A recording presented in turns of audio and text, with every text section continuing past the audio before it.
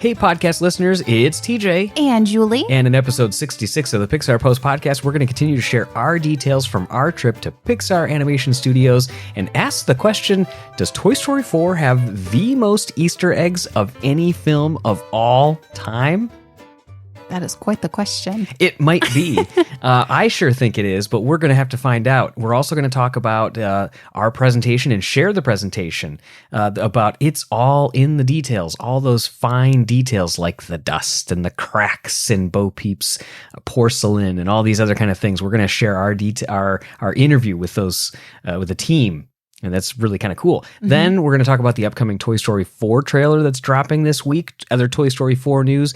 And then for Disney Parks fans, we've got an opportunity to talk a little bit about putting your knowledge to the test and maybe earn some money as well.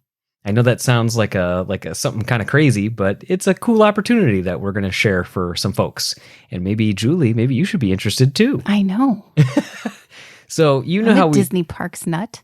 You are, and you know a lot about it. I do. So let's see if you qualify. We'll talk about it. Okay. But Pixar Trivia is how we start these, so I hope you're ready. Geez. Do you have your trivia sense on? Yeah, I'm stressed. Always. You say that every time. I know. All right, I'm going to start you off a little easier. Oh, great. What was one of Buzz Lightyear's original names from Lunar Larry. From the first version of the script? Sorry, and I did not wait. I just didn't want to forget. Do you know the other name? Because Lunar Larry is one of them. Do you know the other name that he was given after Lunar Larry? Oh my goodness. Could you give me a hint? Starts with T. I buy a vowel. No. Tempest from Morph. Oh, I knew that. Yeah. So where Craig Good came from that from is the Latin phrase tempus fugit, which roughly translated and how most Americans or English-speaking people accept it as time flies. Ooh, so that one's a thinker. He gave him flies because of like he at some point he gained wings and he was going to be able to fly. Mm-hmm. So yeah, so it was Tempest from Morph from Tempus Fugit. Getting Latin in here now. Yeah. Okay, your second one, also name related. I had a third question, but I'm actually saving it because it's going to tie in perfectly, I believe, to our next episode. But what is Woody's last name? Oh, man. Never Never stated in the films. I literally just read this. You did? Yes. Okay, I'm interested. Can you give me a hint? It starts with P. No, I swear I just read this too. Pride. Oh!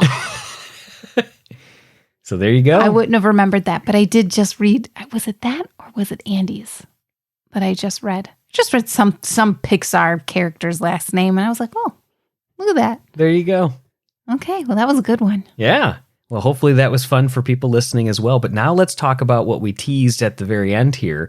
It's a sponsorship of sorts, but we don't really fully call it that because we're working with our friend Logan, and he's looking to expand his already established Disney travel planning website, Destination Mouse. And of course, like I said, this sounds like it could be an advertisement for his website. So if you're looking for, we'll throw this out there first, if you're looking for Disney experiences and you need some travel assistance, head over to destinationmouse.net. But the thing that we're really going to be talking about here today, he reached out and said he's looking for some help in finding additional agents. He already has quite a few, actually. Mm-hmm. Logan is in Louisiana, but they have agents in Louisiana, Florida, Connecticut, New York, Ohio. So in my mind, there should be some West Coast folks on there too. Of course. Including Central as well. So if you're interested and you're passionate, check this out. So this is what he wrote. My name is Logan Lanou, the owner of Destination Mouse. We're a travel agency that specializes in family travel with a focus on Disney destinations. Whether it's Walt Disney World, Disneyland, Disney Cruise Line, Alani, a Disney resort, or Adventures by Disney Vacation, Destination Mouse is your one-stop shop. We assist in all aspects of the Disney vacation, from hotel accommodation selection, booking your dining reservations, even taking care of those hard-to-get fast passes. The best part of all is our services are 100% free. We know that planning a vacation is often overwhelming, and our purpose is to eliminate that stress. We like to say that your vacation starts with Destination Mouse. So that's like the overall thing. Now, what he's looking for. We at Destination Mouse also know that there are more people like us out there. Are you as obsessed as we are with planning Disney vacations? Do your friends constantly call you for advice on their travel plans? Do you love the thrill of getting that Slinky Dog Dash Fast Pass? Are you tired of doing all that for free? Destination Mouse is looking for self-motivated individuals with your knowledge to join our team of travel planners. We offer competitive commission rates and mentor all of our agents. If you're interested in joining a family company providing unparalleled family vacations, apply to join our team. And we'll have this in the show notes as well. So you just go to pixarpost.com, click on the podcast button. And again, it's episode 66. Go to destinationmouse.net/join our team. And now join our team is separated by dashes. The other way you can do it, which is probably a little easier for me, just listening to it on a podcast, just go to destinationmouse.net. There's a button at the top row that says other, and then there's join our team. So take a look. But what do you think about that? That sounds fantastic. Because how many people have sent us that gift that says like, no, I am the map for like Disney World? Yeah, we talk about it all the time. I'm obsessed. When we go to Disney World, like literally that 180-day mark, I'm calling. I've made our whole dining reservations. Mm-hmm. You know, the 60-day mark, I know all of our fast passes. And even when I make the dining reservations, like I'll have like the list of ones. I like have the top tier ones that I have to make first. And they might be for, this like separate, like secondary days, like the end of our vacation. But I'm like, oh, if I don't make Le Cellier reservations now, we're not getting it. Right. Has to be the first one I make. Yeah. And you did, the more in-demand fast passes, so you request those first. Of course. So yeah, it's a. And if you can't get it, you have to keep going even on the day of. Oh yeah. Yeah. So it's interesting. So maybe you should be part of this. Yeah. But and the Pandora fast passes are probably going to open up with Star Wars opening up soon. Oh, that's true. Because those were always the Flight of Passage was always the really hard one to get. Flight of Passage is going to be a walk-on soon. A lot of stuff is going to be walk-on for a while there. Yeah. Even though they do have we know these things too. They have their strictly enforced time limits. You get colored bands when you go into Star Wars Galaxy Edge for a while. That's going to allow you to be in there for just a couple hours, and then you got to get out. Yeah. So it's interesting, but yeah, so there's got to be, we figure, and Logan figures, there's got to be some people listening to this that are parks fans that know that kind of information that could then lend those services to other folks. So reach out to Logan, see what opportunities he might have for you. I mean, even if you're not 100% sure if you're as diehard of a fan, don't doubt yourself. The phrase goes, the first step is showing up. So, So get out there and see what you can do. Put that knowledge to the test. All right, so what do you say we chat about some Toy Story 4 news now? Right now, when we're recording this, is Monday the 20th, May 20th, 2019. There is news out there that the final Toy Story 4 trailer is going to be hitting this week. So according to Trailer Track, as posted by Pixar superfan 8695 in our Pixar Post forum, the guess is that the trailer will be released in theaters alongside Aladdin. But it'll probably be hitting theaters ahead of that. There are several sites that are saying, or Twitter accounts, I should say, that are saying that it's actually going to be Tuesday, May 21st at 9 a.m. Eastern Time or 6 a.m. Pacific. Which means, could it be on Good Morning America? It could. I didn't see who's going to be on Good Morning. 9 o'clock. Yeah, I mean, there is always the possibility. I didn't see who's going to be on Good Morning America this week. Well, we're going to have to see who's on there. But then also Seth Happy Nemo Guy also posted that the Alberta Canada Film Ranking website, which we've mentioned many times on our website, is that the trailer length is listed at 2 minutes and 17 seconds. So get ready this week. We're going to do a YouTube Live. Yeah, as soon as if it does drop, if it is the case that it really does, then we're going to be doing our YouTube Live, and we always hold those on the evening that the trailer is released at 10 p.m. Eastern, or 7 p.m. Pacific time for those that and they're generally are around. 2 hours. Yeah, usually it's about an hour a minute.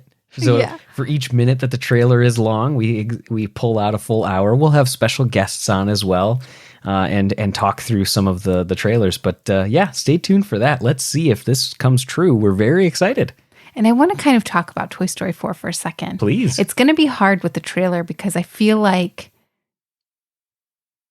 after we watched the first trailer, I feel like you and I discussed it. And I feel like I've kind of cracked the code on what happens at the end. Well, yeah. But I can't say anything because I don't want to.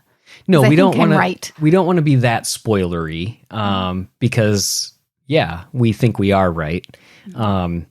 But yeah, it has me wondering what else can they show? Yeah. So it's going to be intriguing and exciting. I'm sure a lot of it'll be, rehashed, and then we'll get probably like 20 I hope we to see a 30 little seconds. bit more of Giggle. Oh yeah. You're right, because in some- the official trailers there hasn't been a ton. It's been in some of like the little 30-second like Instagram ones that they've done. Yeah, I hope Giggle, Duke. Duke kind of had his own preview. Oh yeah, I guess he did have that commercial that came out. Right. Yeah, so it Yeah, kind of showed. I feel like Giggle might be. And Ducky and Bunny. I want to see. Well, I think people have seen a lot of Ducky and Bunny because they were doing all of the introductory promotions and all the Super Bowl stuff and everything. And you know what? Let's talk about Ducky and Bunny for a second. Okay, let's. Okay, because let's travel back in time. Remember when Monsters University came out and I made like 20 different Twitter profiles for like 20 different characters? Oh, that's right. Okay, and I totally forgot about that. I was talking about them like they were all talking to each other. It was genius. Holy cow, I forgot that we did that. Yeah. You created an account for like Randall and like all of like 20 characters. Yeah, okay, so from each of the fraternities. I thought it was hilarious. Yeah, they were arguing back and forth over which school was the best. Yes. Oh And I remember Dan Scanlon had commented on it. It was awesome. Ducky and Bunny had a Twitter account and they were tweeting. Yeah. And nothing. What do you mean nothing? You mean it didn't continue? Yeah. They've done sporadic stuff, but it kind of, it didn't really keep going in the way that some of the other ones did. I wish that kind of would have kept going a little bit. Yeah, because that was fun. Mm-hmm. Yeah, just to see. But it was really more about, I think the main purpose was just for the Super Bowl promotion. Like, look at that, we're on TV. And that's true. But now that you're jazzed up, I'm sure if you're listening to this, you're excited for Toy Story 4. Well, maybe you want to get a sneak peek of it. Or maybe you want to see the film early in general. So where this kind of came from is that on the last podcast, we had mentioned that Toy Story 4 was going to be premiering at Annecy on June 14th. And we had a very nice listener that said, his name is Otto D, is like his last initial, Otto, and then D is for last initial. He said, hey, I did not even know that Toy Story 4 was going to be premiering ahead of the release in Annecy, and that's super cool that you guys mentioned it because now I don't live in France, but I'm actually going to be in France then. So I'm going to organize it so that way I can go and check it out. Awesome. So yeah, that's super cool. So number one, thank you for letting us know that. That's really kind of cool. Yeah. That we got, somebody else is going to, they're going to be excited to go do this now. Number two, I hope it works out and I hope you see it early. Yeah, absolutely. But then we started thinking about, there's other ways that these things come up. So number one, we've got Annecy on the June 14th. And then number two, usually the Women in Animation organization, the group, usually does some type of charity auction or screening of these films ahead of time. They've done it for Incredibles 2. They've done it for Coco. They've done a whole bunch of them. Mm-hmm. I swear to you, I saw a tweet that said that you could bid on a charity auction that would allow them to buy out a theater in your local town and up to like 50 people. So one of those smaller theaters could go see it. I swear I saw this, that you could see it like the week early, but I can't find it now. So I'm going to have to continue to search, but if anybody else saw that, let me know. If not, maybe it's coming again soon. Maybe it just wasn't supposed to be out there just yet. I'm not sure. But keep an eye out. We'll share additional details if we find it. But that's really neat that the money would be going to support the Women in Animation organization. And then also you'd be able to get to see, a group of people. I mean, obviously it's not going to be cheap. Right. It's going to be a charity auction, so it's going to go up, as far as that. But that's still really cool. That is cool. That could potentially be organized if that is the case. Right. If not, they'll probably be doing something local again. So keep your eyes out for the Women in Animation organization. The third option is you can see a small sneak peek at the Disney parks and cruise lines. So check this out. So Walt Disney World will be presenting it at Disney Hollywood Studios on May 24th. So as of this Friday, they're going to be starting a sneak peek. Disneyland at the Tomorrowland Theater will be also on May 24th. Disneyland Paris is joining in the group this time. They're doing it at Walt Disney Studios Park in the Studio Theater. And that's from June 18th to the 28th. And then Disney Cruise Line, starting on May 24th through June 20th, is going to be doing the sneak peek up until the film's release as well. That's awesome. I know. I love that. So they'll probably show a mix of clips or, longer. Probably stuff that you saw. Yeah, it'll definitely be stuff that I saw that when I was at the studio in early April, because they've already got it rendered. They've already got the clips set up that are relatively safe. Mm-hmm. I would presume it's going to be items like that. But they've done this for, like I said, Incredibles 2, Coco, Cars 3, where they've, in the parks, given these previews. Mm-hmm. So it's cool that they're continuing this trend. Well, we know the film's completely done. Yes, the film is done because the wrap party happened. Last night. Yes, so last night being, technically 2 nights ago. Yeah, 2 nights ago, because it's... So the 18th. 18th. So yeah, they had the wrap party and at the Paramount Theater that they've done it at for the last several films. So that's always exciting when the crew gets to get together and celebrate their hard work. Yes. Yeah. Anything else to share from that? Yeah, I saw a bunch of Instagram stories and just things like this. And I don't know if they do this at every wrap party right before the movie starts, but they showed kind of like Jimmy Kimmel, where he has celebrities read mean tweets about themselves. Oh, yeah, yeah. There were mean tweets about Toy Story 4. Oh my goodness. Some of them were too much. Yeah. My favorite one was this guy. I don't remember his username, but He goes and it's probably better that we don't say it. Yeah. But Bonnie's been reading Marie Kondo's book. Oh, yeah. So now her toys aren't sparking joy, so she's getting rid of them. Yeah. That's not even reading mean tweets. That's humorous tweets. But some of them were kind of right. mean tweets about it. But oh my goodness, that one was the best one. There was another really funny one, but I can't remember it. Yeah. After I saw that Marie Kondo one, I was like, oh, I know. Oh, I think something, if there's a talking fidget spinner in Toy Story 4, I'm walking out. Yeah. Those are the two that I laugh the most. Yeah, that's great. It kind of just adds to the levity of the evening, if you will. Let's just have some fun with this. Mm-hmm. It's a great film. Yeah. So. But it was cool because you could see everyone coming together, just celebrating, and it's always at the same theater, and they always put a silly fake marquee. Yeah, yeah, and the employees get to dress up. It's got to be exciting. I don't know. It's just always fun seeing their pictures the day of and a couple days after. Uh-huh. Yeah, absolutely. So kind of along those lines, we mentioned, the Disney parks with doing the sneak peek. Something else that's coming that you were telling me about as well was Bo Peep is going to be making appearances in the parks throughout this summer for meet and greet opportunities. Mm-hmm. And she looks pretty darn cool. She does. So talk about that a little bit. Where did it first pop up? Okay, so the original Bo Peep looked a little frightening. It used to be in the parks. Okay, so she was there originally. The original design, but the eyes they looked. Well, it was the original Bo Peep, where there wasn't just as much. There wasn't life in the eyes in the original. Yeah. Park strolling character. Correct. Oh my goodness, this new Bo Peep. She appeared at Pixar Animation Studios a couple days ago. I think Friday. Yep. Okay, well, so at least that's when Josh Cooley shared some of the pictures. The 17th, May 17th.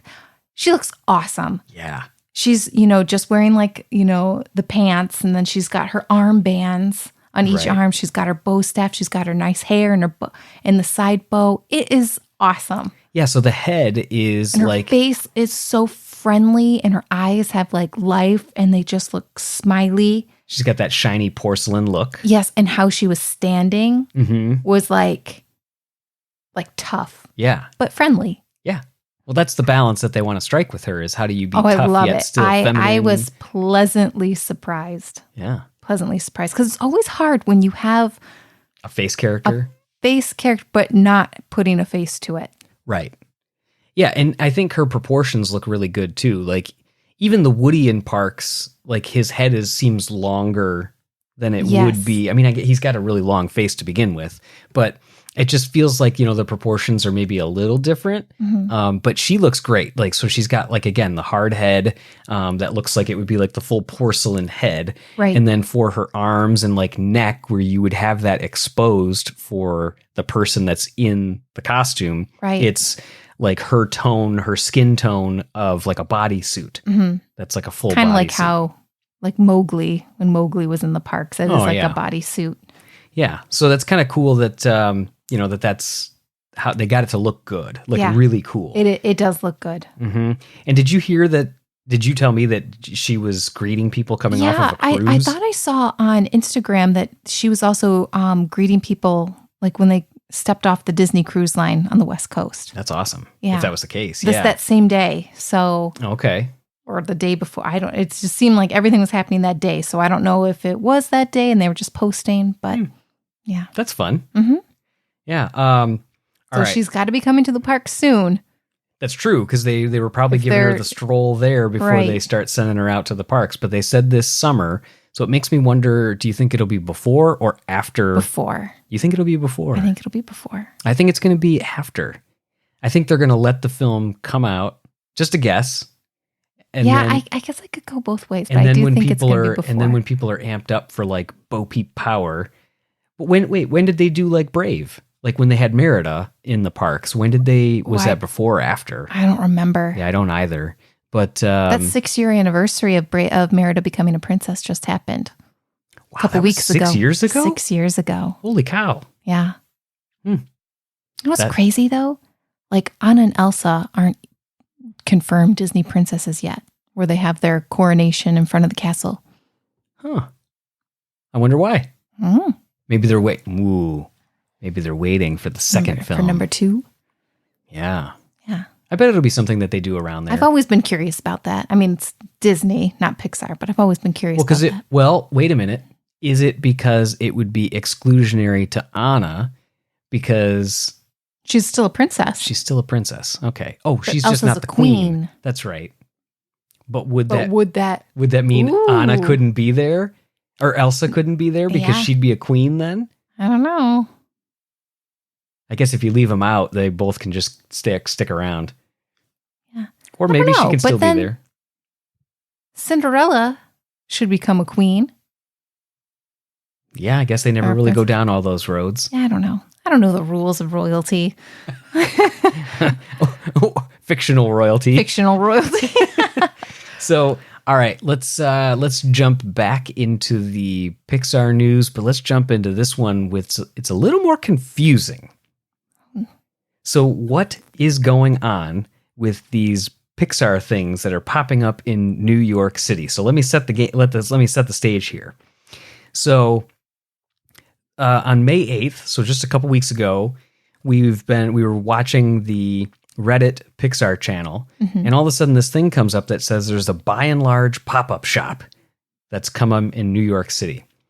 Then a day later, there's a child detection agency from Monsters. CDA performance going on right, on New York Street. They have like the dome that they would put in, like they did on the Monsters Inc. scare floor. The explosive sock dome. Right, where, they put it on there and then they explode the dome and then vacuum up the ashes. Right. So then these are real people, by the way. And they were dressed up as like CDA agents. From like the waist down, like the chest down. They didn't it was almost like they just had like waiters. Yeah. That were like on suspenders. But yeah, in the By and Large one, they had people that were in... The red track suits, like straight from the Axiom. Yep. All the By and Large decals, posters, signage on windows. They had a window that you could go up and apparently buy real food. Yeah. So this is like crazy. A hot dog in a cup. Yeah, like pizza in a cup, fries in a cup. Yeah, like blended into a cup. Yeah. It's great marketing, but it looked like vomit. Well, maybe it's not marketing. We're going to have to explore this a little bit more. But now there's there was also a Al's Toy Barn set up that was like a shop window for Al's Toy Barn, and even incorporated the cones when the Toy Story 2 characters are like crossing the street. And they're like, all right, well, we tried. You know, when Rex is like, forget it. Yeah. They crossed the street under the cones, and they were crossing like a busy sidewalk in front of Al's Toy Barn. Right. And you could see Rex's tail out of the back of one of them, I think. And you could see Slinky Dog was separated under the 2 cones. Right. Like he was in the movie. So this is if you're in New York. So the first one was like 29th and 6th Avenue. CDA was also there just on like the flip side of the street. And then Al's Toy Barn is at 7th Avenue between 30th and 29th. So what is going on here? What is it? Is it like, I thought when we first saw the By and Large, I'm like, oh, it's got to be like an art installation or something, like a pop-up shop. It's just a company doing it. And I'm like, wouldn't they get sued? Well, that's also some serious because that's cash. Like it is the exact By and Large logo. Yeah. It is the exact sign. I'm like, wouldn't they get sued or something for copying it? And then like the performance piece of the CDA thing happens like the next day. Right. And then a couple days later, Al's Toy Barn. Which is like the exact signage and stuff. Obviously, it doesn't look like Al's Toy Barn. Right. You know, because it's on a New York street. So yeah, but they tried to like make it as much as they could. Yeah. And there was people that were actually posting like construction videos, not videos, but like a picture where you could see like the guy that was putting the facade out in front of the building, overlaying it, was coming out of the door and everything. Is this run by Disney? No idea. Is it? I don't know. I should note that the Al's Toy Barn store is not a store you could go in. It's just a store. Yeah, you can't. Just the storefront. But yeah, this seems... It's all gone now. Yes, and that's the other thing. It's within a day, it's completely gone. So this mysterious thing is happening with these real-life people that are putting on these experiences, these pop-up experiences or shows. Within this block of New York City. Right. Now, the other thing to note is that our friend Marco, who owns the Pizza Planet truck, was just in New York, and he was texting us. He's like, I got to drive 30 or 7 miles an hour for the next 30 minutes around New York. So it's like, is he part of this? I don't know. Because he had the truck. Because, it was in New York. The truck was in New York. And he lives in California. What is happening? But the truck's not there anymore. So the truck can't be part of it. Any longer, yeah. Now, I did see tons of people posting about his truck being in New York. Correct. Yeah. But in general, it's just like, what is this? People originally thought maybe it was Toy Story marketing related, but then it's like, well, no, why would Wall-E and Monsters Inc. be part of it? So it's too small scale of a thing people are to be saying, for a film. It's shows for Disney Plus. Yeah, that's the big thing that somebody said that the workers were saying it was a Disney Plus show. No, the workers were not. The workers were saying at the By and Large store, the workers are saying, "Oh no, this is just a soft opening. Okay, we're going to be here for a long time. It's a soft opening." Okay, at least that's what the comments in Reddit were saying. Okay, so if it is related to some type of show, and somebody is speculating that this is correct, what would this show be? Or shows? But yeah, like live action Pixar shows? Or is it just to advertise Pixar in general? But see, then it also wouldn't be fully tying in, because unless they're doing shows that were unannounced. Because like if they did the Monsters one, I could be like, okay, it's tying into Monsters at Work, the show that was there. And if they did something exclusively Bo Peep related, I'd be like, okay, it could be tying into Lamp Life, like that show with her, or if they did something Forky. But I don't know what this could possibly be. I don't know. I love this mystery. Me too. It's fun, and I'm almost like, gosh, let's just wait instead of ask, just to see. I think we should continue to just let it unfold, and see what happens, and see what naturally comes of it. It's fun. Yeah. So it is weird though, because the first image I saw with the By and Large, I was like, it's such like a nice day out with the sun shining and how everyone like is standing. It almost looks like a digitized image. Correct. Because it's almost is like fake. Like how people are standing, it almost looks like, like a rendering digitized image of that someone like made up. But it's not. Because I've seen tons of these pictures now, and it's not. It's different angles, different people. Yeah. So it's like, at first we saw that, and I'm like, well, this is cool. Should we write a post on this? And I'm like, it's not enough. Then the second one, and I'm like, well no, because I was like, I don't think this is a real image. I really thought it was like a digitized image. Right. And then the CDA one was so brief that I was like, I really don't know. But once this Al's Toy Barn thing was coming up, I'm like, all right. I know. And the cones are walking. I know. You were at like a work lunch, and I texted you the video of the cones moving. I was like, look at this. What is going on? Uh-huh. I know. It's a mystery. So if you're in that area, check it out. Let us know if you see anything. If you've heard anything else and you're listening to this, also let us know. This is crazy. Very crazy. I love it. I do too. This is what the point of these types of things are, though, right? Yeah. Oh my gosh. That it gets people talking. What if the whole like street becomes like Marigold Bridge, like for Coco or something? That would be a lot to clean up. Yeah. Oh, you're right. They're not going to disrupt New York that much. People would lose their minds there. But so, yeah. So, all right. So transitioning from that, let's talk about the main discussion, what we want to share, not the main discussion, just another piece. So this is, again, from our trip to Pixar Animation Studios. This is our discussion that we had with sets shading lead Ling Tu, character shade lead Alex Marino, and graphic art director Craig Foster, who is actually the graphic art director for Toy Story 3 as well. So he's got some history there. Yeah. He's been around the studio for a long time. And in fact, if you recognize that name, we actually interviewed him previously on the Pixar Post podcast. He also did work on MU. He's done a lot of work on a lot of projects. A lot of films. Yeah. Cars 2, Cars 3. We had a one-on-one interview with him as well that was that we'll share at the end of this discussion. So this first part is a group discussion with all three of them, and then our other discussion, the one-on-one, was just with Craig and Ling for a one-on-one interview as well. So get ready for this. If you're avoiding all spoilers, there's stuff that maybe is lightly, I mean, you've got to imagine that we know that Bo Peep comes across another character, right? Right. So it's not really like a full spoiler, but it just discusses a touch of when Bo Peep and this other character meet. But again, not story-wise, it's just location-based, sets-based discussion. So if you're really avoiding everything, you'll want to move on. But if not, it's a great discussion about the finite details of the film. And I think you guys are really going to enjoy it.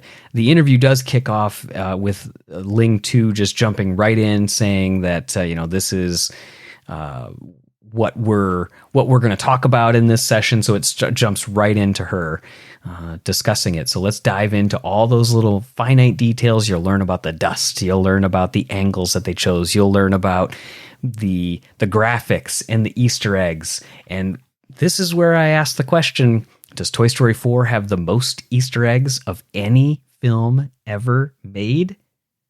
Let's find out. This is our presentation. We will be talking about the details of this film.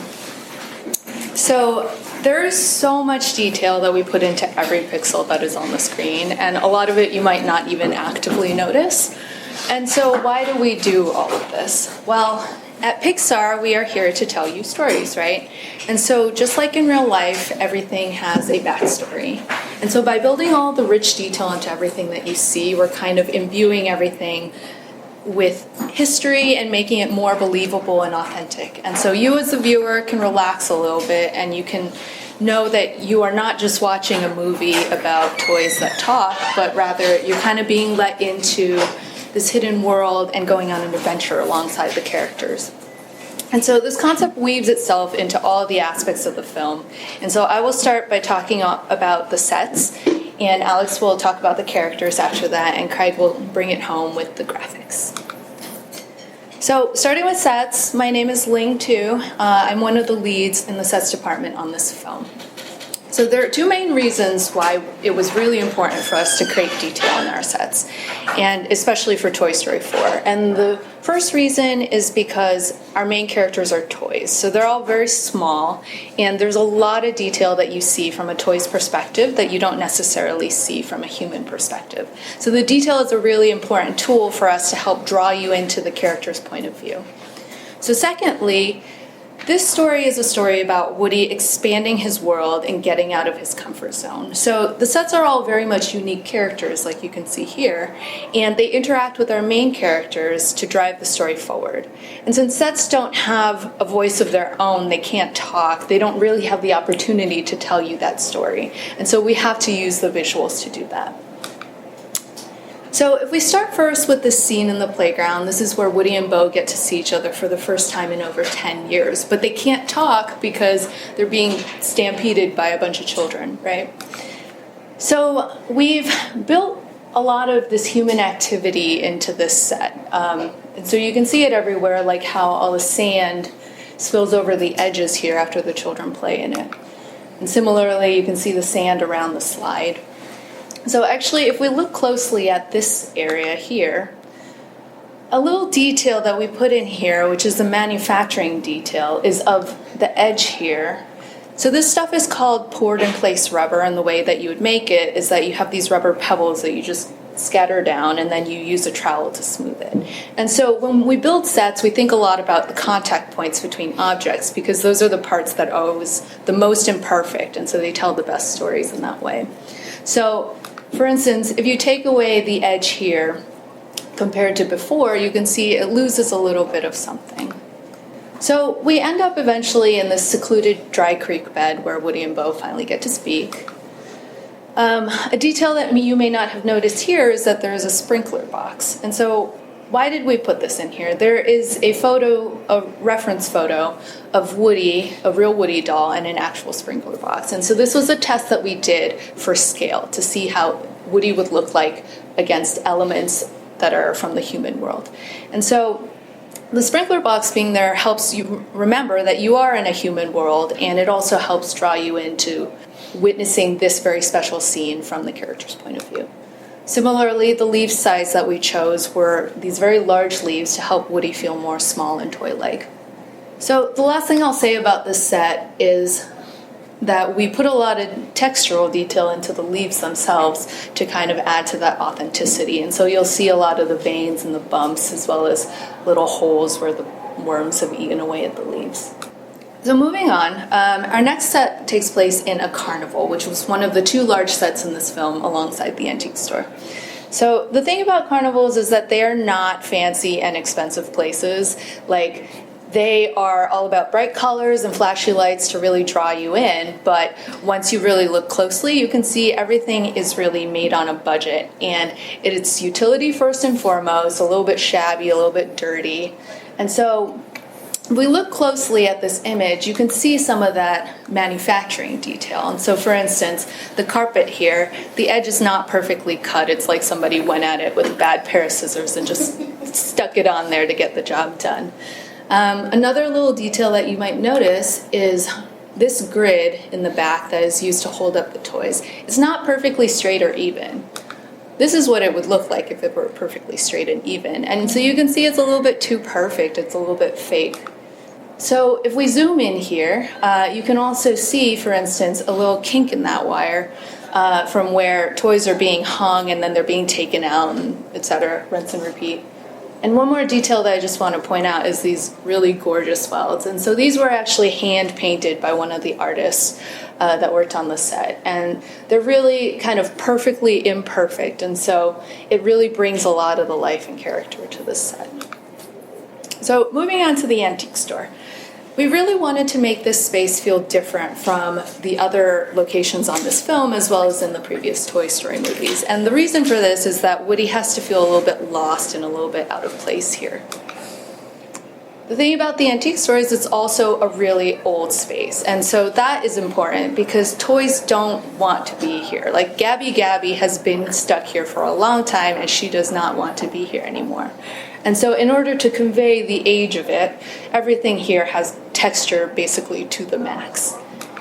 So you can see it here, for instance, in these micro scratches that are on the vase, or the wear that is on the rug here, as well as the aging on the silver platter, which we can take a closer look at here.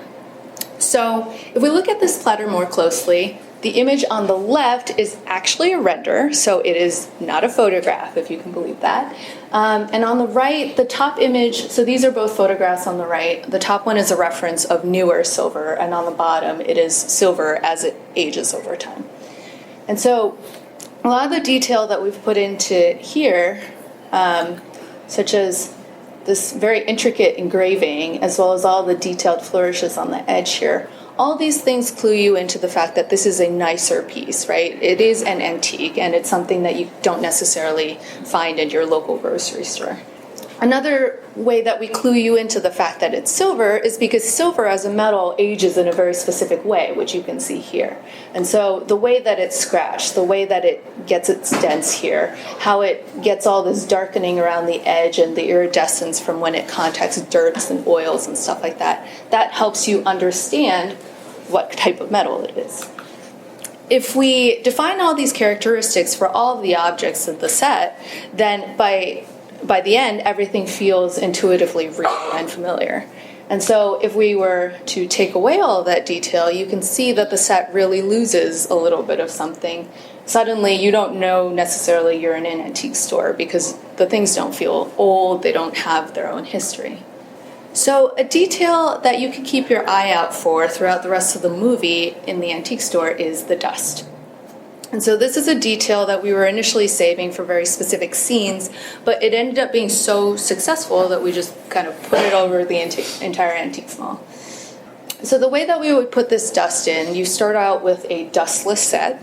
You add a bunch of contact dust around the edges that comes by default with our system. You layer on more specific dust over all the objects here. Add dust bunnies, debris, hair and fur. So obviously we've gone overboard at this point. So this is the max level of dust you'd have. We put this in a lot of the scenes that are, more behind shelves or on top of bookshelves and stuff like that. But for this particular scene, we did dial it back. So this is the final look. So finally, let's travel to a nook in the back of the antique store, where we meet Duke Kaboom. So here the toys are entering a pinball machine, which is simultaneously this old antique, but it's also, incidentally, a hip and cool nightclub for toys. Who knew? So we wanted to find ways to highlight this juxtaposition and give the space a unique feel. So, of course, we start off with Duke Kaboom, this epic Saturday Night Fever entrance, and he's got the lights and the lens flares, and he's doing his poses. But we want to remind you, there's dust in this pinball machine. It's old, right? Similarly, we've got this scene where the band's playing on this cool amp, but that is actually a pinball machine speaker. And this, again, is not a photograph. It's an actual render. And you see we've got dust all around here as well, and a little bit of iridescence. So if we look closely at the door, so this is a render of the door under regular lighting. You'll note all the mechanical pieces that are used to open it and, deal with all the coins and stuff like that. A little detail that we have is that all these metals are actually different types of metal, because that conveys to you that the manufacturing detail, you've bought all these pieces from different sources and you've put them together. A fun detail that I like to point out is the overspray of the spray paint. So the artist who's building this pinball machine, they're spraying all the cool details on the outside, and nobody sees the inside of a pinball machine, so, there's spray paint that gets in there. But, we're on the inside, so we get to see it. Except that we don't, because it's in red and blue lighting, so it's actually pretty hidden, but it's there. So finally, the one last thing I want to talk about is the lighting in the pinball machine, which one thing that the director of photography and lighting wanted to keep was the way that the wires cast these cool shadows that dance on the wall. And so to get all this together and make it work, this is a reference of inside of a pinball machine that we took. You can see that we built all of that detail into the ceiling, including all the wires, all of the electronics, even the dust, and even the graphics, which Greg will talk a little bit about later. This is the final result. You can see the wires here and all that detail in the ceiling. So that's a little bit about all the love that we put into all the sets, and now Alex will be talking a little bit about the characters themselves. Thank you. So hi, my name is Alex Marino. I'm a character shading artist and the grooming lead for Toy Story 4. As Ling mentioned in the introduction, we really want the audience to feel privy to this hidden world that the characters occupy. So our job as character shading artists are to add the necessary details that fit them into the world. To do so, we usually have to start by being truthful to the materials, whether that's the skin, the hair, the plastic, or whatever the material may be. But since we're Pixar, we don't stop there, right? We always take into consideration the character's history and backstory in order to find ways to incorporate those subtle details and help reinforce who they are, where they're coming from, and where they want to go.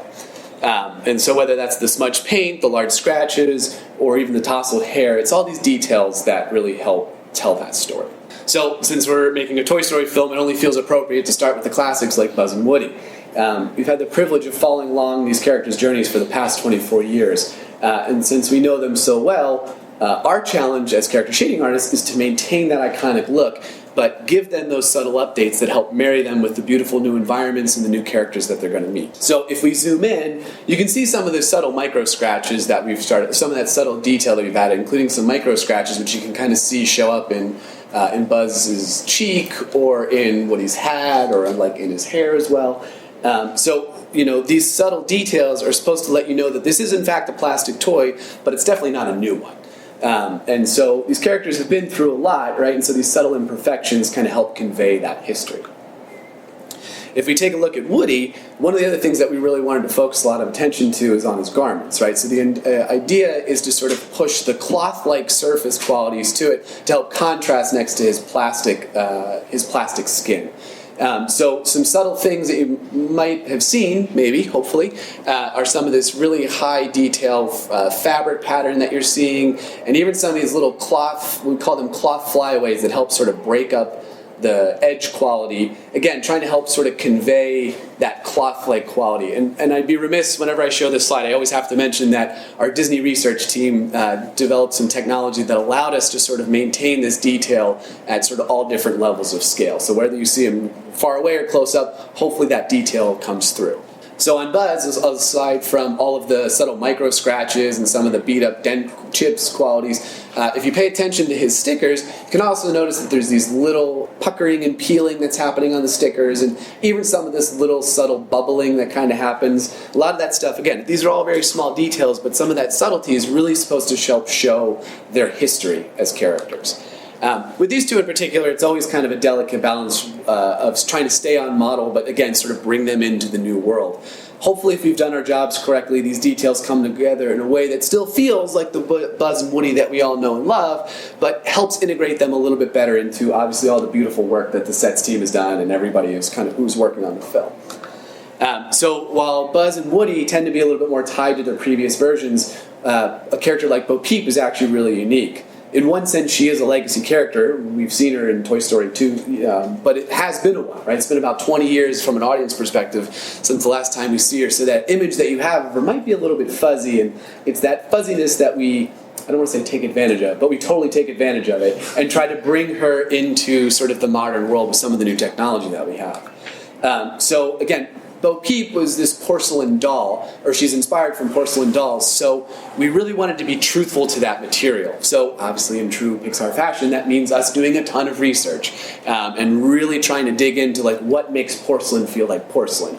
So some of the things you might notice from this zoomed in image is we're trying to really focus a lot of attention on the specular shine, on her surface, or the way that, with a glazed surface that you might have of porcelain, you get some of this subtle pooling that happens in the crevice areas, or even these little tiny brush strokes that show up in some of the areas where it's hand painted. Again, all these little subtleties that really help convey that she's a porcelain doll. But as I stated before, getting material properties is really only part of the assignment. So while Bo Peep starts off in her pristine, sort of iconic dress that we all know and love, the next time we see her, she's clearly been on a different path than Buzz and Woody. So we really want to try to help convey that, right? And so costume change alone, there's some other subtle details where if we zoom back in on the surface quality, when we see her in this version, we start to notice some of that change, right? So that shine on her skin that was so pristine and really perfect before has little subtle imperfections, little subtle tiny details. You can kind of see it breaks up that specular. There's even some little like scratches and some micro details, but one of the most obvious things that we really tried to capture with ceramics is this cracking, these little tiny cracks that happen. Really, that's called crazing in ceramics. And in some cases it's desired, in some cases it's not, but we thought it was such a beautiful quality that we really wanted to sort of put that into her to really make it feel like this really truthful sort of porcelain-like quality. What's really neat about this surface is as a light would travel across her surface, you wouldn't necessarily see those cracks show up in that specular shine, but as the light moves, you can kind of see that there's a light side and a shadow side, and that will change as the light sort of passes across it. And it really, again, kind of helps reinforce that there's like a subdermal kind of quality to the glaze. If we focus in on her garments, then you can also see the same idea and concept kind of holds true. So there's these little tiny fiber pools. Again, you can kind of see some of those flyaways kind of coming through as well, and even some of the irregularities in the lace. Again, all these things are really subtle details, but they're supposed to help visually remind us that Bo Peep's had to walk a different path than Buzz and Woody. For her, it wasn't always playtime and rainbows. Along with the familiar faces that we're used to, Toy Story films always add new characters, new and interesting characters. So Gabby Gabby is hopefully no exception. She was inspired by dolls from the 1950s and 60s, and while these dolls were mass-produced, given the limitations of manufacturing process, there were still some qualities that had to be hand-done. So if we continue moving forward, trying to show off some of this slide kind of shows off some of those that contrasting concepts, right? So if you kind of focus in on sort of this detail here, one of the things that we were really paying attention to on real dolls was they're sewing in the hair. So you get these little chunks of fibers that happen in very regular patterns. Again, a very important detail to convey that this is a manufactured doll. Similarly, we really focused a lot of attention on getting sort of that nylon quality, that hair, that the fibers that they would have used back then to make her doll hair would have been a nylon. So we were really trying to capture that sort of that quality to her hair and make it feel kind of real. Similarly, to contrast that, though, we have the hand-painted details and things like her eyebrows, some of the stuff in her freckles, and her lips. Again, these things are supposed to convey that sort of hand quality or hand-painted quality to her, in contrast with the more sort of mass-produced features in her hair. So one of the benefits that we have is that we know that Gabby, as artists, we know that Gabby is the antagonist of the film. So we can try to find some specific places to deviate from sort of the normal way that we would approach shading a character. And a good area to kind of focus in on is her eyes. At Pixar, we tend to use the eyes as a region for, that's a place where people tend to look at first, and we usually try to make them feel soft and inviting. You kind of help connect you to the character. In Gabby's case, we kind of flip that on its head a little bit, right? We wanted her to feel a little bit different, and so by making them have a little bit more, some more ridges and more angularity, a little bit more contrast, it's supposed to make you feel a little bit different, kind of let the audience know that something's a little bit different about her, maybe even a little bit jarring, but obviously, hopefully still appealing at the end of the day. With Gabby, we also wanted to emphasize her backstory and the fact that she's been around for a while but neglected for much of it. So in her mind, if she can stay pristine, then a kid might want to take her home. So because of that, we focused a lot of aging detail, again, into her garments. So in general, her garments tend to be a little bit more desaturated than some of the other characters. You can even notice little hints of sun bleaching in her garments where, she's been sitting on a shelf for a really long time. So, we're kind of trying to show that passage of time sitting by herself. Clearly, we spend a lot of time sort of focusing in on these details. Granted, that's our job, so we get paid to do that. But it's one that we take really seriously, and hopefully, if we've done it correctly, then it sort of adds a certain level of believability to the world. So whether it's a pair of wisecracking, cheaply made carnival toys, or Canada's stuntman action hero, or a terrifying mob of ventriloquist dummies, or even a group of neglected toys hanging out in a pinball machine, it's these details that hopefully help bring the worlds together. So thank you. With that, I'm going to turn it over to Craig to talk about the graphics. Hi, I'm Craig Foster, graphic art director on Toy Story 3 and Toy Story 4. So my team's goal is to go in and add that extra layer of believability and emotional connection to the characters and sets, We make all the little labels on things, graphic t-shirts, rug, patterns, blankets, signage, you name it. We try to touch it and put something on it. So one of the ways that I do that is when I start out, I look at the script and the storyboards and create a graphic language for each of the environments that our characters go through. So in this case, it was an institutional for the school, informational for Grand Basin, utility for the RV park, organic for the antique store, and this mass-produced manufactured look for the carnival. I go through that and pick all the fonts, colors based on color keys to give each of the locations a different feel. So as the characters progress through, you have an anchor of where they've been and where they're going, and then if they go back, you feel that they've left the previous environment. Another thing that went into this initial pass was the font choices. It's Woody's journey. Woody's uncomfortable during it, so I wanted to take out anything that was referential of his glory days, Woody's Roundup. So there's no Western fonts, and even our serif fonts are not evoking of the Old West. So he would always feel out of place no matter where he went. So once you stick it all in and see how it works with the different palettes and graphic passes, you kind of get a sense for the different locations. The big location there, the antique store, a lot going on. We wanted to go in on top of everything that had been developed and give it a feeling that you've been to these places, or maybe you owned something like that before, but they're unique to our world. So every little thing gets a pass. The Victrola, when given an opportunity, we try to reference past films. So for the record, we did a custom record label referencing Coco for Chalupa Records and De La Cruz's songs. The needle holder, we also created a filigree for that, so it would have an extra little sense of detail, just adding that richness. As you go through, there's a lot of paintings, wide range from oil paintings to watercolors and paint by numbers. Again, we try to do little shout-outs to people. This is just one example of a crew member, Steve Krug, done as a Rembrandt oil painting, and chose this one because he actually makes this face. So we all see that and we get the joke. Other areas where we tried to do things is kind of a Sargent-style painting of Alpha from Up. We've got Riley's dad as a black velvet conquistador, so that's Inside Out. Keen-inspired Angel Kitty, and of course the quintessential dogs playing poker that we see everywhere, the dogs from Up with Months. No one's cheating, though.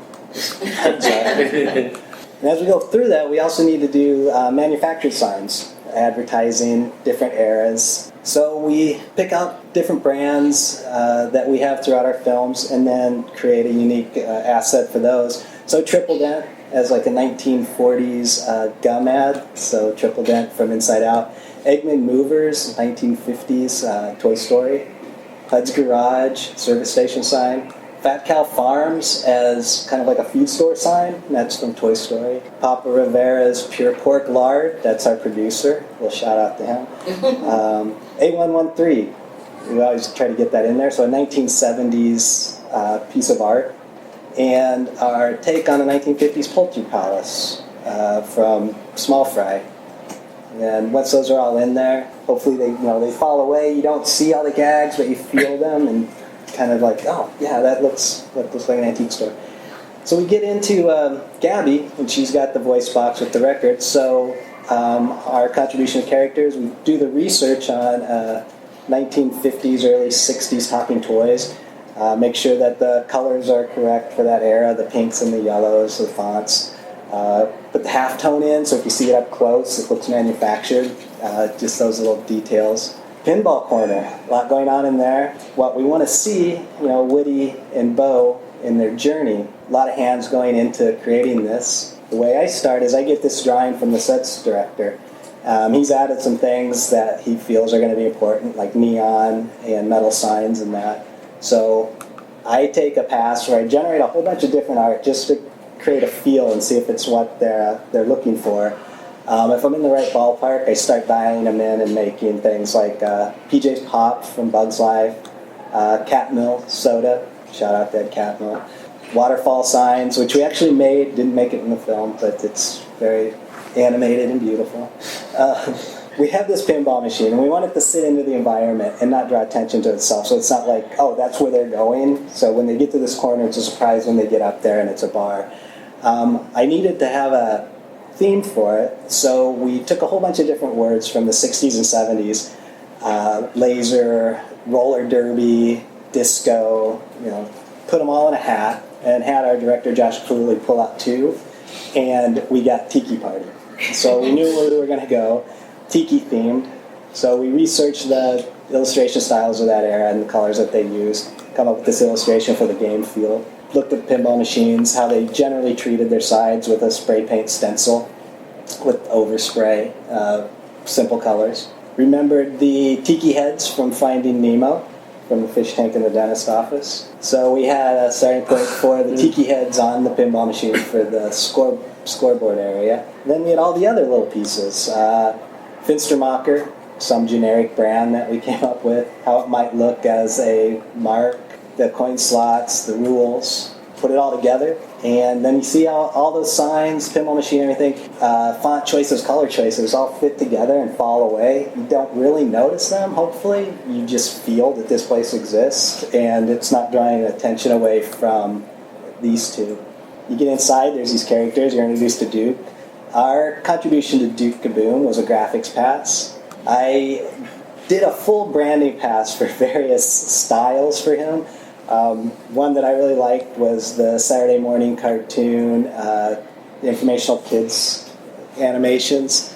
Or was he based in the real world? Like he is Duke Kaboom, Canada's greatest stuntman. He's jumping over buses and stuff. He's branded in the real world. They make toys based on him. They really liked this version. So we start working on concepts. He's got a maple leaf. Maple leaves kind of looks like an explosion. His name's Kaboom. Duke Kaboom. There he is.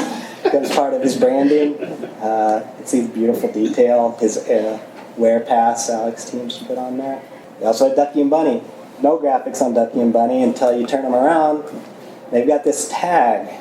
Well, Ducky Bunny are cheaply made, mass-produced carnival toys. Not a lot of history to them. So their tag reflects that. International Carnival Toys. Kind of sad. But it fits their character. We go into the park. You saw how much detail went into that with sets and characters. What we do is we look at it and see all the things we want to put graphics on, which is basically everything. But we have the main game play field, the rubberized mat, so we know we need to make that.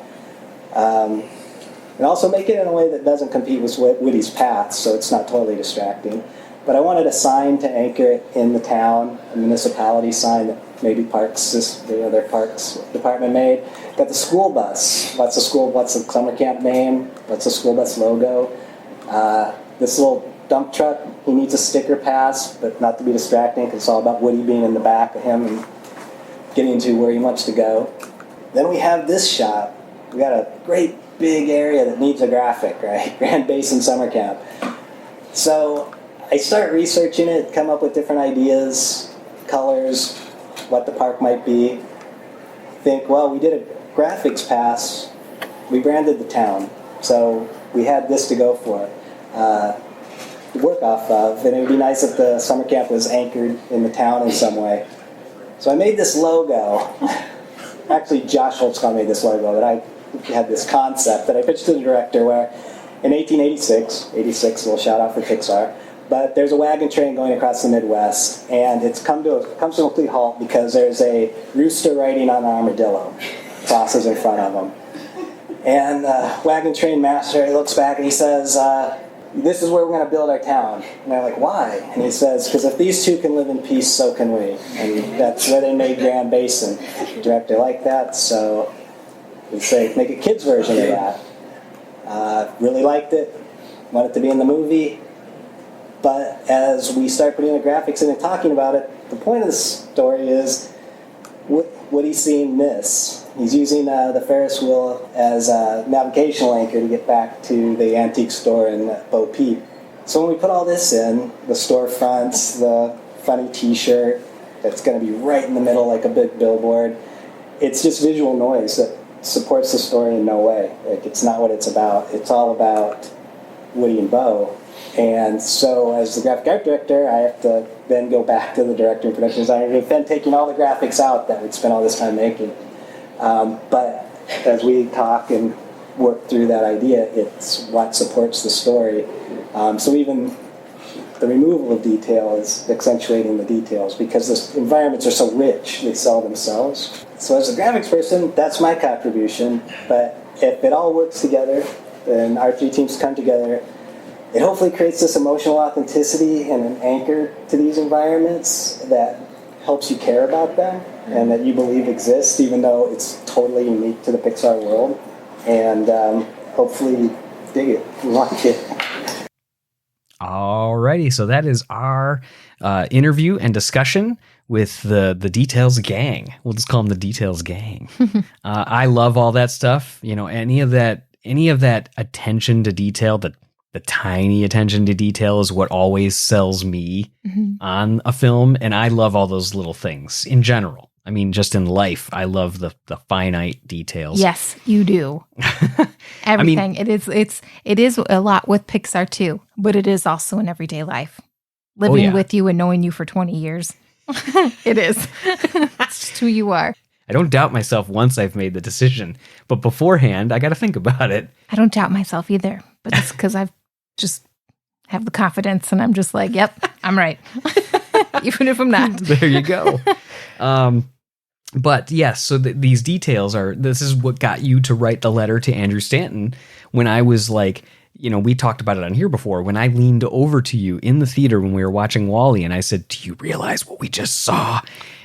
In the scene where WALL-E is leaning down talking to his pal, Hal, the cockroach, and the dust is over his shoulder and just the details in the atmosphere of WALL-E. Before that, when WALL-E was in there and you grabbed my arm in the first 15 seconds of the film, when it's basically just the shot of the camera panning down of all the towers, like the skyscrapers of trash, and it's like dusty and dirty and the music, and you're just like, this is amazing, with like tears in your eyes within like 20 seconds of the film. Oh, so amazing.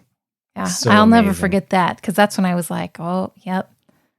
Yeah, so that's what got you to even write that letter to him. But so the things that I loved about the discussions is just hearing them talk about the uneven carpet and the weld lines and the backing of that carnival booth, like where Buzz is zip tied to, that those welds were hand painted.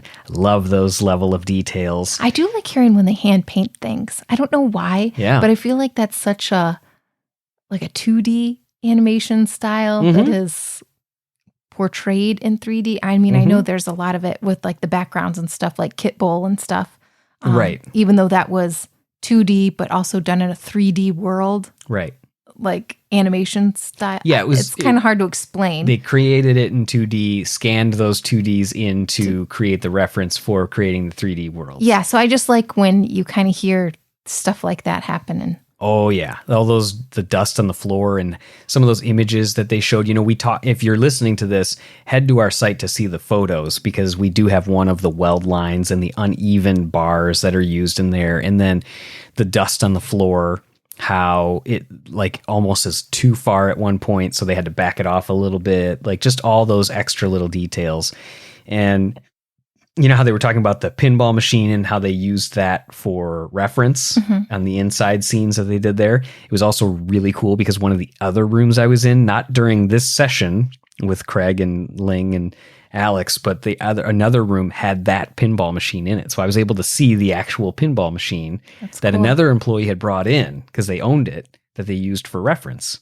You can see that pinball machine as well. There's a picture of it in the Art of Toy Story 4. That book that's out that you can get now too. So it's really cool. I just love hearing all those details. And then from the one-on-one interview, let's go ahead and listen to that now. But one of the things that I loved about that is when I walked in the room, Ling says to me, she goes, I just got to tell you, you were a great like audience member in our group session. And I was like, oh yeah? And she goes, yeah, because you were sitting facing me the whole time. You were nodding and smiling the whole time. I remember when you called me and you told me that, and I was like, that's you. Yeah, because once I can get head of the class, smiling and attentive.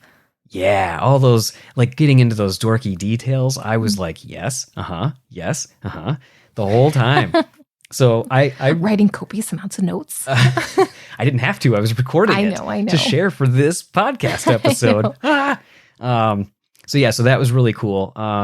We got to have some fun as well. I didn't incorporate those questions here, but I played a little bit of a prank on Craig as well during the one-on-one, where I reached out to one of his coworkers, who we have also interviewed previously, and said, hey, I'm going to be meeting with Craig. What are some like really off the wall questions that I can throw at him that are going to be like, what is happening right now?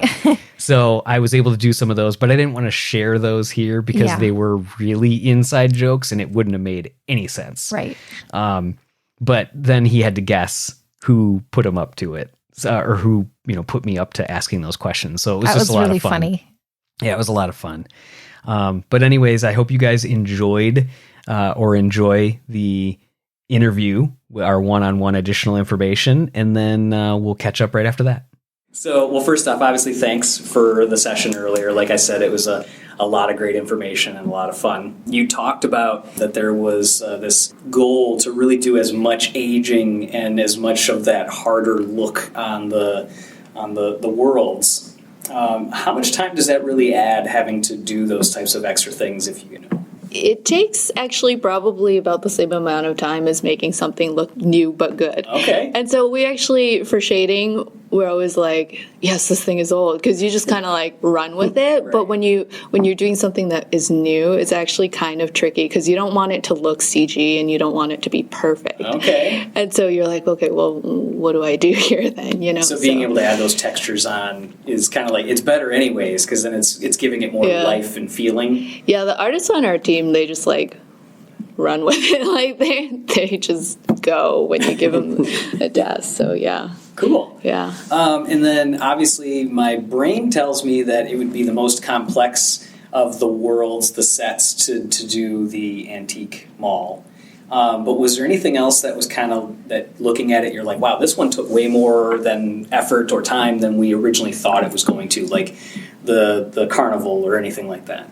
I think the antique store took a lot of time. It took a lot of time. Yeah. I mean, the carnival was also kind of tricky just because, like, when we started, I mean, everything on this project, it was like we started it early, but, over time the story is developing and then everything's taking place in the same, like, 2 sets for most of the film. And so you're like, okay, well, like, now it has to serve this other part of the story, but, we've already seen it in this other place, so does it make sense for this to be that and all that? So you have to kind of strategically balance all those concerns. But yeah, I mean, definitely the antique store took the most time. That makes a lot of sense. It's huge. And it had, 10,000 items or something like that? Yeah. If you can believe, when we started, it was actually going to be twice the size. At some point, it was kind of like, well, does it need to be twice the size? And the answer was like, no. So it was like, okay, well, let's not do that then. Okay, all right. There was also a mention of a Disney software that allows you to see some of those extra details close up, but then also far away. Like, how does that work? Yeah, Alex didn't go into such detail because it's actually really technical and probably boring for the presentation. So basically, like, nowadays, like, we're rendering everything at such a high quality, right? And so what we'll often do now is that we will render something and have it be super noisy. But it's enough for us to gauge, how it looks. And so we'll use that as our kind of interim checkpoints of just like every day we're going to see a new render. It's not going to be as high quality as the final render, but it'll be good enough. And so Disney Research had done a lot of work on this new denoiser that basically takes a super noisy image. It uses some of the input that our actual models have as signals basically to denoise that image. And so the denoising got a lot better, which allowed us to be able to see very fine detail on originally very noisy images every day. And so we got this like super good every single day feedback of how things were progressing while maintaining all that quality that was representative of the final film, but not the final image. So that's the contribution. That's cool. Yeah. I like it. Yeah. One of the things that you said that I thought was super smart was about none of the fonts or none of the designs were Western inspired. So that way you kind of had this subconscious feeling that, he was never comfortable and he wasn't going to see anything that he could latch on to. How do you even think that many layers deep to come up with something like... I don't know. I mean, I'm sure that I would like to take credit for it. It was all my idea. No, but, we have a pretty big art department. We're always talking about it and pitching ideas. I did know that as I recall, when we were doing the set, we were looking at all these Midwest or Pacific Northwestern towns and stuff, and they're all Western, like Cody or Bozeman or something. And when we would make signage and then see Woody walking down the street for that shot, it just looked like he was entering the Old West. And why wouldn't he be happy to be there? Like, oh my gosh, I'm home, because we've seen Woody's Roundup and all that stuff.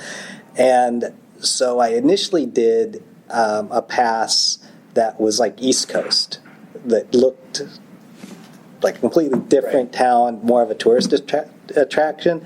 Bob Polly, our production designer, was like, that's not looking like the Pacific Northwest, but I get what you're doing, so continue the no Western fonts. And then it just kind of evolved with that. That's cool. Yeah. I mean, that was like a really, like when I heard that was something that I don't think I would have picked up on, but it was just really key to selling how uncomfortable he's going to be.